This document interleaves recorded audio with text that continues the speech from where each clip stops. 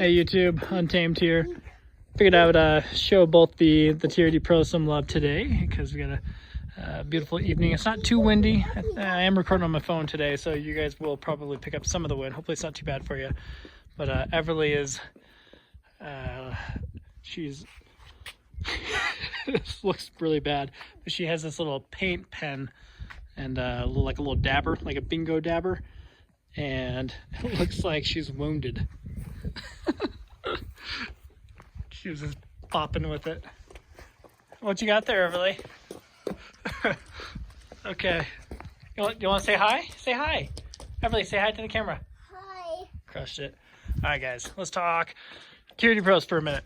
So I often get the question, whether it be on my Instagram or on YouTube here, you know, which of my Toyotas would I pick? Which one's my favorite? Obviously, you guys know I've been geeking out pretty hard about the FJ lately.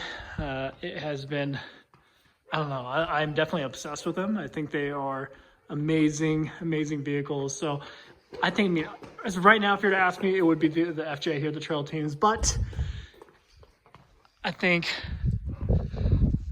holistically speaking, you know, for the most well-rounded, I tell people the 4Runner TRD Pro, you know, up until this point. And obviously I acknowledge the fact that the FJ, the fact that it's new to me, it's exciting. So I think once that the excitement kind of dwindles down a little bit here in a minute, the 4Runner will be the front runner for me.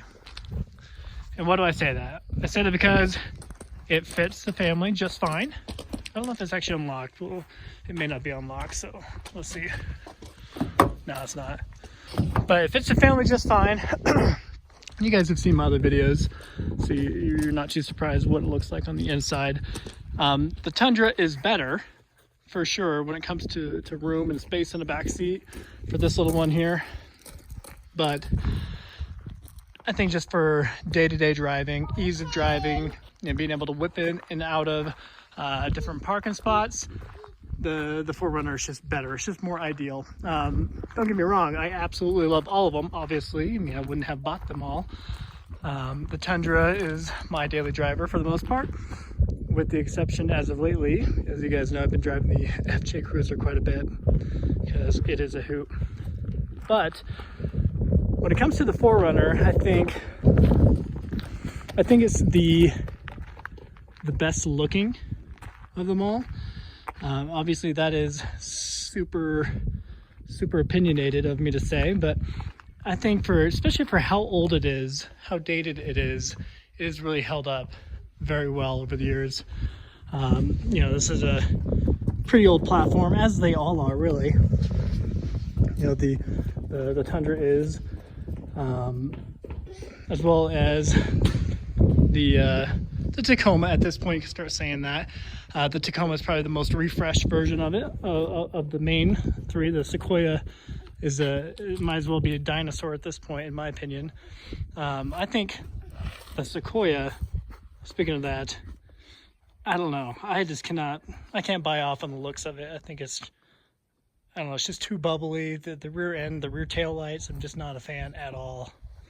So I don't think I'd ever be able to buy off on it. And after having owned the 2017 Tacoma TRD Pro, let me tell you, I mean, this, even though it's a thirstier engine, this 4.0 in the 4Runner, this 4.4 liter 6-cylinder V6 in it, is thirstier. It feels a lot better. The power is a lot more linear, in my opinion. Just at 3.5, I don't know, just something was missing for sure.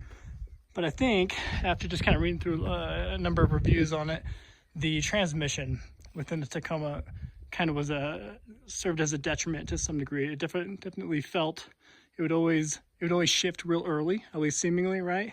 So I don't know. That's just that's my opinion on it. So just by being a half a liter bigger with the 6-cylinder in the 4Runner, it just feels a lot better. It just feels stronger. It feels better. So again, that's just my opinion on it. Of course, the 5.7 liter V8 in the Tundra here is night and day difference between the 4Runner and the and the FJ here. The FJ also has a 4.0 6-cylinder as well. So very, very similar feel between the 4Runner and the FJ. With the Tundra, I would argue that this is the perfect amount of power. I mean, and that's coming from someone who's owned the Raptor. So I've had the 450 horsepower, twin turbo V6 Raptor, which was wicked fast. But the 381 horsepower in this Tundra here, it just feels perfect in my opinion. So it's not too much, it's not too little. I guess might be, to some of you, it might be blasphemy to say not too much, because I don't know, if you're like me, if you're a car guy, you can never have too much horsepower. So, and I get it, but really, like this, it really does just feel right. If you've driven one before, you know exactly what I'm talking about. If you haven't driven one, maybe I'm kind of speaking weirdly to you, but that really is my opinion. Not to mention the Tundra can actually tow a little bit better than the Raptor. But at any rate, guys, I will wrap up the video there. Just kind of want to talk through both of them just for a minute. Still very, very happy with each of them. My wife absolutely loves the 4Runner, so I really do think it's perfect all around.